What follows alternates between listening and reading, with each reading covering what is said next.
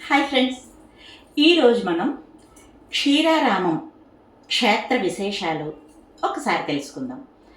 బహుశా మీలో ఈ క్షేత్ర దర్శనం చేసిన వారు చాలామందే ఉండి ఉండొచ్చు. కానీ స్థల పురాణం, అదే చరిత్ర, ఎంతమంది తెలుసుకుని ఈ ఆలయ దర్శనం చేశారు? ఏం లేదర్రా, చరిత్రను పుస్తకాలలోనే కాదు, గుడిలో కూడా నిక్షిప్తం చేశారు మన పూర్వులు, అదే గుడి కట్టించిన వారు. కానీ అలా చూసినంత మాత్రాన స్థల మహత్యం పూర్తిగా అర్థం కాదు. అందుకే పెద్దలు మనకి అందించిన వివరాలు తెలుసుకుని ఆ క్షేత్ర దర్శనం మరొకసారి చేద్దాం, ధన్యతను పొందుదాం. శివుని పవిత్ర పంచారామ క్షేత్రాలలో ఒకటి ఈ క్షీరారామం.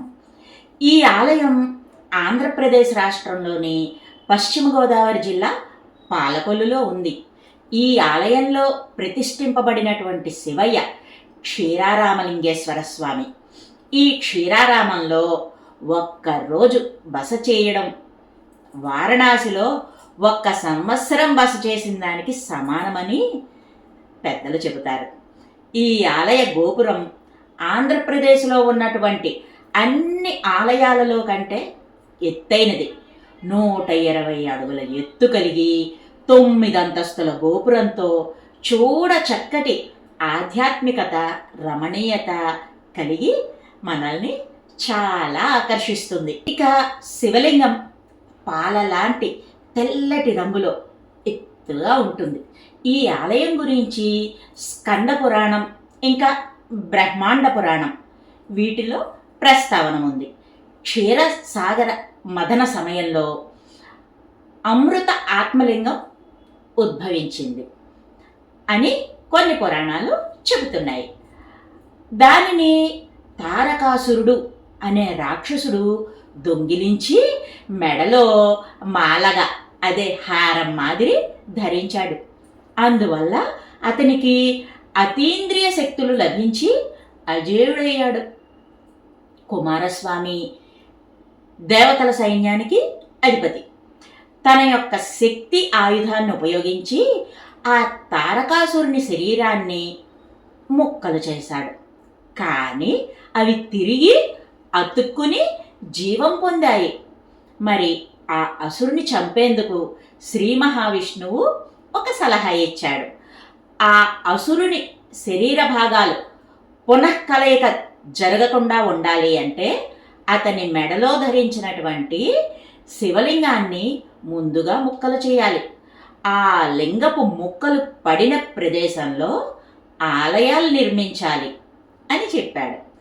మహావిష్ణువు సలహా ప్రకారం కుమారస్వామి తన అగ్ని ఆయుధాన్ని ఉపయోగించి తారకాసురుడు ధరించినటువంటి శివలింగాన్ని విరిచాడు. ఆ ఆత్మలింగం 5 ముక్కలైంది. విరిగిన ఆ ముక్కల నుండి ఓంకారధ్వని వినిపించింది. అవి తిరిగి కలవడానికి ప్రయత్నిస్తుంటే ఇంద్రుడు, సూర్యుడు, చంద్రుడు, విష్ణువు, కుమారస్వామి, ఈ 5గురు ఆ ముక్కలను పట్టి పూజించి పంచారామ క్షేత్రాలు అని పిలువబడేటటువంటి దేవాలయాల్ని నిర్మించారు. క్షీర రామలింగేశ్వర స్వామి ఆలయంలో విష్ణువు శివలింగాన్ని ప్రతిష్ఠించారని పెద్దలు చెబుతారు. మరొక స్థల పురాణం ప్రకారం ఒక పేద బ్రాహ్మణుడు, అతని పేరు కౌశికుడు, అతని కుమారుడు ఉపవీతుడు తన తల్లిని ఒకరోజు పాలబియ్యం, అదే పరమాన్నం వండమని కోరిక కోరాడు. పేదరికం కారణంగా ఆ తల్లి కుమారుని శివుణ్ణి ప్రార్థించు అని చెప్పింది. ఆ పిల్లవాడు శివయ్యను ప్రార్థించడం, సేవించడం మొదలుపెట్టాడు. శివయ్య ప్రీతుడై తన త్రిశూలంతో ఆ ప్రదేశంలోనే ఒక పాల కొలను సృష్టించాడు. అందువల్లనే ఆ స్థలం పాల కొలను అని, ఇంకా క్షీరపురం అనే పేర్లతో ప్రసిద్ధిని పొందింది.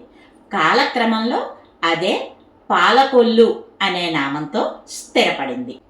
ఈ ఆలయ మండపంలో నల్లరాయితో చేసినటువంటి 72 స్తంభాలున్నాయి. గర్భగృహం అదే గర్భగుడిలో గోకర్ణేశ్వర, విఘ్నేశ్వర మందిరాలు ఎడమవైపున, సుబ్రహ్మణ్య స్వామి, జనార్దన స్వామి మందిరాలు కుడివైపున ఉండి మధ్య భాగంలో క్షీరారామలింగేశ్వరుడు, నంది కొలువై ఉన్నారు. గర్భగుడి కిటికీల ద్వారా మూల విరాట్ స్వరూపాన్ని 4 వైపుల నుంచి కనిపించేలా నిర్మించారు. నగరేశ్వరలింగము, దుండి విఘ్నేశ్వర, సప్తమాతృకలు, సూర్యదేవుడు, ఇంకా అనేక దేవతామూర్తులతో శోభాయమానంగా ఈ ఆలయం విరాజిల్లుతోంది. ఇవర్రా ఈ ఆలయ క్షేత్ర విశేషాలు సంక్షిప్తంగా. మరో మంచి వీడియోతో మళ్ళీ మీ ముందుకు వస్తా. By bye friends.